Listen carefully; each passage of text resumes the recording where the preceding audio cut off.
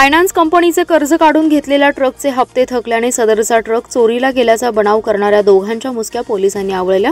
स्थानिक गुन्हे अन्वेषण विभागाच्या पथकाने सदरची कारवाई केली। या प्रकरणी दोघांना अटक करण्यात आली आहे। त्यांच्याकडून गुन्ह्यातील 2 ट्रक जप्त केलेत।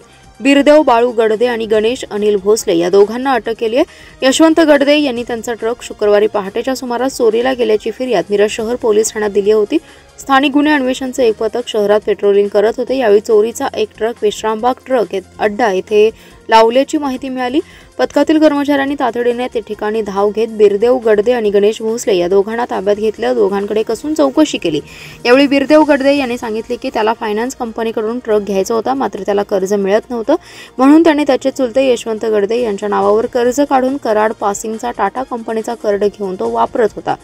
काही कारणांनी त्याच्या कर्जाचे हप्ते थकल्याने त्याने आणि त्याचा साथीदार भोसले या दोघांनी संगनमत करून ट्रक सांगोल्यातील एकास विकला आणि भोसले याच्या सांगली पासिंग असलेला ट्रक याला गडदे याच्या ट्रकची नंबर प्लेट लावून विश्रामबाग ट्रक अड्ड्यावर लावल्याचं सांगितलं। त्याचबरोबर ट्रक चोरीला गेल्याची खोटी फिर्याद देखील दिल्याची कबुली त्याने दिली। यावेळी त्याच्याकडून 2 ट्रक पोलिसांनी जप्त केले।